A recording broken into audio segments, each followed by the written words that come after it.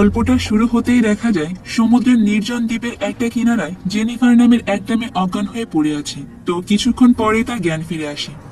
সমুদ্রের মধ্যে বিশাল ঝড়ের কবলে তাদের জাহাজ ডুবে গিয়েছে। জেনিফারের ভাসতে ভাসতে ঠাঁই হয়েছে সমুদ্রের এই দ্বীপের কিনারায়। আশেপাশে তাকালেই সে দেখতে পায় দূরে তার এক বন্ধু ডেড বডি পড়ে আছে। সে দ্রুত সে ডেড বডির কাছে যায়, দেখে তার বন্ধুর পেটে সামুদ্রিক এক শামুক ঢুকে যাওয়ার কারণে তার পেট থেকে অনেক ব্লিডিং হচ্ছে। তার অবস্থা খুবই শোভনীয়। জেনিফার কি করবে কিছুই বুঝে উঠতে পারে না, তাই সাহায্যের জন্য চিৎকার করে হেল্প হেল্প বলতে শুরু করে তার বন্ধুকে টেনে উপরে তুলে আনে। তারপর তার পেট থেকে সে শামুকটা টেনে বের করে। রক্ত বন্ধ করার জন্য শক্ত করে তার ক্ষতস্থানে একটা কাপড় বেঁধে দেয়। এই শামুকের জন্য তার পেটে এতটাই ক্ষত হয়েছিল যে সেখান থেকে প্রচুর ব্লিডিং হয়, আর তার কারণে সে সেখানেই মারা যায়। এই ঘটনাতে জেনিফার অনেক ভেঙে পড়ে। খুব ভালো করে বুঝতে পারছিল বেঁচে থাকার জন্য তার এখন প্রকৃতির সঙ্গে কঠিন যুদ্ধ করতে হবে। এরপরে সে এই দ্বীপটা পুরো ঘুরে দেখে। তখন সে জঙ্গলের ভেতরে গাছের সঙ্গে একটা ব্যাগ ঝুলে থাকতে দেখে। সেখানে সে বেশ কিছু ঔষধ, ফ্রিজার ভর্তি কোকের বোতল, একটা বক্স, পুরনো তাঁবুর কাপড়, কিছু খেলনার জিনিসপত্র এবং একটা বই খুঁজে পায়। আর এগুলো দেখার পর সে এটা বুঝতে পারে যে এখানে তার আগেও আরো অনেক মানুষ এসেছিল। এরপর সে সমুদ্রের দ্বীপের কাছে একটা গাছের গুঁড়িও দেখতে পায়। তখন সে চিন্তা করে যদি কোনো বিপদ আসে তাহলে সে কাঠের গুঁড়ির ভিতরেই সুরক্ষিত অবস্থায় লুকিয়ে থাকতে পারবে। তো রাত হওয়ার আগে জেনিফার তার বন্ধু ডেড বডিটা নারকেলের পাতা দিয়ে ঢেকে রাখে। আর এভাবেই দেখতে দেখতে রাত হয়ে যায়। সেই সঙ্গে বৃষ্টিও শুরু হয়। জেনিফার একটা জ্যাকেট দিয়ে তার শরীরটা ঢেকে নারকেলের পাতার ভিতরে ঢুকে আশ্রয় নেয়। এভাবেই তার পুরো রাতে কেটে যায়। তো পরের দিন সকালে সে সমুদ্রের কিনারায় এসে অনেকগুলো বড় মাছ পড়ে থাকে দেখে।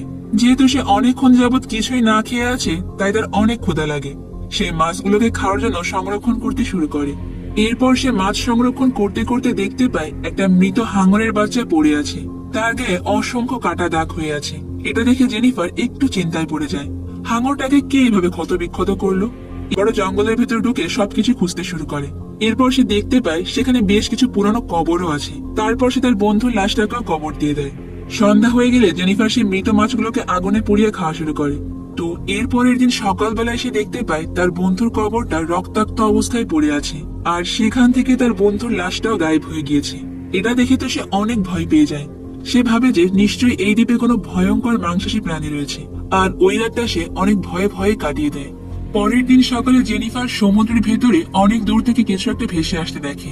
সে জিনিসটা আসলে কি সেটা দেখার জন্য সে দ্রুত সাঁতার কেটে সেখানে চলে যায় এবং সেখানে গিয়ে দেখতে পায় এটা একটা সুটকেস। এরপর সে পানির ভিতর ডুব দিলে সে সমুদ্রের ভিতরে ভয়ঙ্কর একটা বড় গর্ত দেখতে পায়। এটা দেখে সে দ্রুত আবারও উপরে উঠে আসে আর সেই সুটকেসটা নিয়ে কিনারায় চলে আসে। সে ওই সুটকেসের ভিতরে বেশ কিছু কাপড় চোপড় খুঁজে পায়। সে দ্রুত তার ভেজা কাপড় চেঞ্জ করে ওই কাপড়গুলোকেই পরে নেয়। তো ওই দিন রাতে ওই দ্বীপের ওপর থেকে একটা প্লেন যাচ্ছিল, যেটা দেখতে পেয়ে জেনিফার অনেক জোরে চিৎকার করতে শুরু করে আর ওই প্লেনটাকে সিগন্যাল দেয়, কিন্তু তাতে বিশেষ কোনো লাভই হয় না। এত দূর থেকে তার চিৎকার কেউই শুনতে পারে না। আর এমন সময় সে সমুদ্রের মাঝখান থেকে প্লেনের আলো পড়ার কারণে একটা ভয়ঙ্কর দানবের ছায়া দেখতে পায়। এটা দেখে তো জেনিফার অনেক ভয় পেয়ে যায়। সে বুঝে যায় যে এই সেই মাংসাশী প্রাণী। এই প্রাণী তার বন্ধুর লাশটাকে কবর থেকে তুলে নিয়ে গেছে। এটা দেখার পর জেনিফার দৌড়ে জঙ্গলের ভেতরে গিয়ে নিজেকে লুকিয়ে ফেলে। আর সে এটাও বুঝতে পারে যে ওই দ্বীপে থাকলে তারও এই ভয়ঙ্কর প্রাণীর হাতেই মরতে হবে, তাই এখান থেকে যত দ্রুত সম্ভব চলে যেতে হবে। তো পরের দিন সকাল হতে জেনিফার ওই সুটকেসটাকে নৌকার মতো ব্যবহার করে এখান থেকে চলে যেতে চায়, কিন্তু ওই সুটকেসটা জেনিফারের ভার নিতে পারে না, আর তার পরিকল্পনা সম্পূর্ণই ব্যর্থ হয়ে যায়। আর দেখতে দেখতে আবারও রাত হয়ে যায়। জেনিফার নিজেকে সুরক্ষিত রাখতে ওই গাছের গুড়ির ভেতরেই লুকিয়ে পড়ে। আর রাত গভীর হলে ওই মনস্টারটা সমুদ্রের ভেতর থেকে এসে ওই গাছের গুড়িটাকে নাড়াতে শুরু করে। জেনিফার ভেতরে বসে অনেক কষ্টে সবকিছু সহ্য করে, চুপ করে খাপটি মেরে সে ওখানেই বসে থাকে। আর কোনো মতে সে ওই রাতটা মনস্টারের কাছ থেকে নিজেকে বাঁচিয়ে নেয়। পরের দিন সকাল হলে সে ভয়ে ভয়ে গাছের গুড়ি থেকে বেরিয়ে আসে আর কিছু খাওয়ার জন্য মাছ শিকার করতে বেরিয়ে পড়ে। ছোট ছোট মাছের টোপ হিসেবে কাজে লাগিয়ে বড় একটা মাছ শিকার করে, সেই সঙ্গে একটা হাঙর মাছও শিকার করে। তো ওই দিন রাতে হাঙর মাছটাকে দড়ি দিয়ে বেঁধে সে একটা গাছের সঙ্গে ঝুলিয়ে রাখে, যাতে সমুদ্রের ভেতর থেকে রাতে উঠে আসা এই মনস্টারটা হাঙর মাছটাকে খেতে পারে আর তার উপর যেন কোনো হামলা না করে। জেনিফার আজকের প্ল্যানটা দুর্দান্ত কাজে লেগে যায়। অর্থাৎ ওই মনস্টারটা রাতে উঠে এসে হাঙর মাছটাকে খেয়ে সেখান থেকে চলে যায়। এইসব কিছু জেনিফার লুকিয়ে লুকিয়ে দূর থেকে দেখতে থাকে। তো পরের দিন সে আবার মাছ ধরার প্রস্তুতি নেয়, কারণ আজ রাতেও তার ওই মনস্টারটার হাত থেকে বাঁচতে হবে। এরপর হঠাৎ সে সমুদ্রের মাঝখান থেকে কিছু একটা ভেসে আসতে দেখে। সে দ্রুত দৌড়ে গিয়ে দেখে এটা তারই ফ্রেন্ড জ্যাকের অর্ধেক মৃতদেহ। তার ডেড বডিটা প্রায় পুরোটাই পচে গেছে, আর তার বাকি অর্ধেক শরীর কিছু একটাতে খেয়ে ফেলেছে। জেনিফার ওই মৃতদেহটাকে টেনে উপরে তোলে এবং দড়ি দিয়ে গাছের সঙ্গে টোপ হিসেবে ঝুলিয়ে রাখে, যাতে আজকে রাতে ওই মনস্টারটা এসে ওই পচাগলা বডিটাকেই খায়।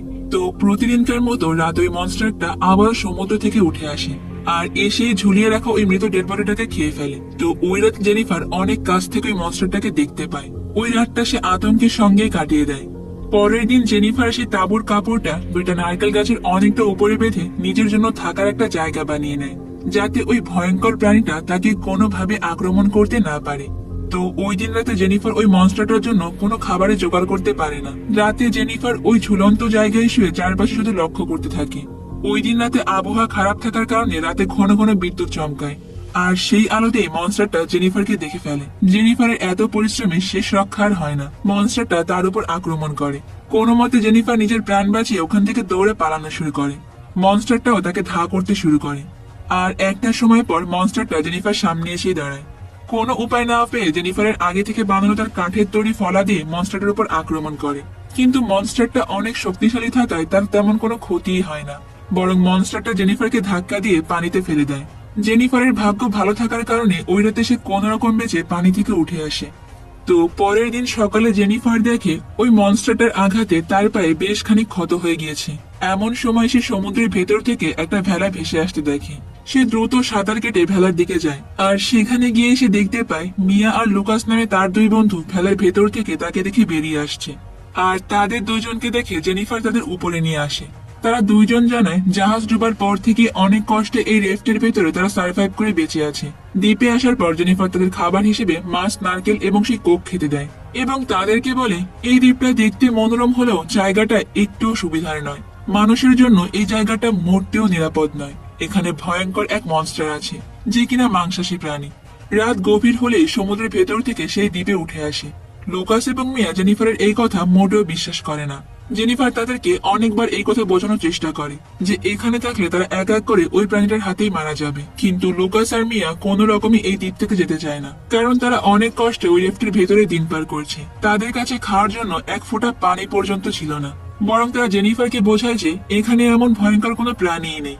তুমি একা ছিলে তো, তাই হয়তোবা তুমি ভুল দেখেছো। তোমার ধারণাটা সম্পূর্ণই ভুল, আর আমরা যখন একসঙ্গে তিনজন থাকবো তখন আর কোনো বিপদই হবে না।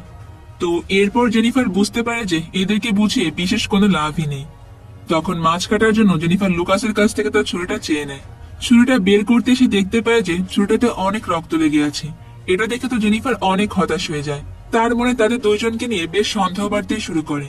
তো সন্ধ্যা হবার আগে একটা ব্যাগের ভেতরে জেনিফার সব দরকারি জিনিসপত্র গুছিয়ে নিয়ে তাদের সেই র্যাপটা নিয়ে সেখান থেকে পালানোর চেষ্টা করে, কিন্তু মিয়া আর লুকাস তাকে দেখে ফেলে। তাই তার পালিয়ে যাওয়া আর সম্ভব হয় না, কারণ লুকাস আর মিয়া দুইজনে জেনিফারকে আটকে ফেলে। এমনকি তাদের ভেতরে হাতাহাতিও শুরু হয়ে যায়। একটা পর্যায়ে তারা বৈঠা দিয়ে জেনিফারের মাথায় জোরে আঘাত করে, যার ফলে জেনিফার সেখানেই অজ্ঞান হয়ে যায়। আর তার জ্ঞান ফিরতে এসে দেখতে পায় তাকে একটা দড়ি দিয়ে গাছের সঙ্গে বেঁধে রাখা হয়েছে। আর তারা তাকে বলে যে রাত হয়েছে, এখন পর্যন্ত সমুদ্র থেকে কোনো ভয়ঙ্কর প্রাণী উঠে আসেনি। তার মানে তুমি আমাদেরকে শুধু শুধু ভয় দেখিয়ে মিথ্যা কথা বলেছো। তুমি যা বলেছো তার সবকিছুই তোমার শুধুমাত্র ভ্রম ছিল, কারণ তুমি এখানে একা ছিলে, তাই তোমার মনের ভেতরে সব সময় ভয় কাজ করতো। তো এর কিছুক্ষণ পর দেখা যায় মিয়া সমুদ্রের কিনারায় একা একাই হাঁটছিল। এমন সময় ভয়ঙ্কর এক মনস্টার মিয়াকে আক্রমণ করে। লুকাস তাকে বাঁচানোর অনেক চেষ্টা করে, কিন্তু তাকে আর বাঁচানো সম্ভব হয় না। মনস্টারটা মিয়াকে টেনে সমুদ্রের গভীরে নিয়ে যায়, আর অবশ্যই লুকাস জেনিফার কথা বিশ্বাস করতে বাধ্য হয়। সে বুঝতে পারে যে তাদের অনেক আগে থেকে সতর্ক হওয়া উচিত ছিল। ওই রাতে তারা দুইজন জঙ্গলের ভেতরে নিজেদেরকে লুকিয়ে রাখে। পরের দিন সকালে জেনিফার দেখে যে লুকাস অনেক বেশি ভয় পেয়েছে, যার কারণে সে একটা গাছের ডালের উপরে নিরাপদ জায়গায় উঠে বসে আছে। জেনিফার তখন লুকাসকে বলে ওই মনস্টারটা শুধুমাত্র রাতের বেলায় আসে, কখনোই আমি তাকে দিনের আলোতে আসতে দেখিনি। তার এই কথা শুনে লুকাস নিচে নেমে আসে, আর তারপর রাত হওয়ার আগেই তারা তাদের প্রয়োজনীয় সব জিনিসপত্র গুছিয়ে নিয়ে ওই র্যাপটার ভেতরে করেই ওই দ্বীপ ছেড়ে পালিয়ে যায়। জেনিফার র্যাপের ভেতর ঢুকেই দেখতে পায় চারিদিকে মানুষের রক্তের দাগ লেগে আছে। সে বুঝে যায় যে সার্ভাইভ করার জন্য মিয়া এবং লুকাস এই র্যাপের ভেতরে হয়তো তাদের কোনো বন্ধুদেরকে খুন করেছে। তো এর কিছুক্ষণ পর সে ভয়ঙ্কর মনস্টারটা তাদের র্যাপের নিচের অংশ ফুটো করে র্যাপের ভেতরে ঢুকে পড়ে আর তাদের উপর আক্রমণ করে বসে। তারা দুইজনে নিজেদেরকে বাঁচানোর জন্য নানা রকম চেষ্টা করতে শুরু করে, তবে তাদের সব প্রচেষ্টাই ব্যর্থ হয়ে যায়, কারণ হঠাৎ করে মনস্টারটা জেনিফারকে পানির ভিতর টেনে নিয়ে যায়। বাঁচার জন্য জেনিফার আপ্রাণ চেষ্টা করে, আর তার কাছে থাকা সে ছুরিটা দিয়ে মনস্টারটাকে কয়েকবার আঘাত করে, যার ফলে মনস্টারটা তাকে ছেড়ে দেয় এবং লুকাসের উপর গিয়ে হামলা করে। মুহূর্তের মধ্যে এসে লুকাসকে নিয়ে সমুদ্রের ভিতরে এসে গভীর গর্তে চলে যায়, আর জেনিফার নিজেকে বাঁচানোর জন্য দ্রুত পানি থেকে উপরে উঠে আসে। কি করবে সে কিছুই বুঝে উঠতে না পেরে আবারও সে দ্বীপে ফিরে আসে, আর চিন্তা করে যে মরতে যখন হবেই তখন ভালোভাবে লড়াই করেই মরবো। সে অনেক ভেঙে পড়ে, কারণ তার চোখের সামনে এক এক করে তার সব বন্ধুদেরকে মনস্টারটা খেয়ে ফেলছে। সে ওই মনস্টারটার উপর বদলা নেওয়ার জন্য সব রকম প্রস্তুতি নিতে শুরু করে। তো এরপর প্রতিদিনকার মতো রাত হলে মনস্টারটা সমুদ্রের ভেতর থেকে আবারও দ্বীপে উঠে আসে। জেনিফার কৌশল ওই মনস্টারটা চারপাশে আগুন ধরিয়ে দেয়, আর আগে থেকে প্রস্তুত করে রাখা গাছের ডালের ফলা দিয়ে মনস্টারটাকে বারবার আঘাত করতে শুরু করে। আর এভাবেই বেশ কিছুক্ষণ ধরে চলে মানুষ এবং দানবের লড়াই। ধারালো সব অস্ত্রের আঘাতে এক পর্যায়ে মনস্টারটা পরাজিত হয়, আর জেনিফারের প্ল্যানটাও সফল হয়ে যায়। প্রাণীটা সেখানে ওই দিন রাতেই মারা যায়। জেনিফারও তার লাইফটাকে হেল বানিয়ে দেয় মনস্টারটাকে মারতে পেরে স্বস্তির নিঃশ্বাস ফেলে। পুরো দ্বীপটাকে দাউ দাউ করে আগুন জ্বলতে শুরু করে, আর শেষ পর্যন্ত ওই নির্জন দ্বীপ থেকে জেনিফার বেঁচে ফিরতে পেরেছিল কিনা তা আদৌ জানা যায়নি। ওই আগুনের ধোঁয়া দেখে হয়তো কোনো বিমান বাহিনীর লোক এসে জেনিফারকে এখান থেকে বাঁচিয়ে নিয়ে গেছে। আর এই দাউ দাউ করা আগুনের দৃশ্যের মাধ্যমে আমাদের আজকের এই সার্ভাইভাল মুভির গল্পটা এখানেই শেষ হয়ে যায়। আসলে মানুষকে বাঁচার জন্য অনেক কঠিন পরিস্থিতির মোকাবেলা করতে হয়। দেওয়ালে পিঠ থেকে গেলে তার কঠিন থেকে কঠিনতর সিদ্ধান্ত নিতে হয়।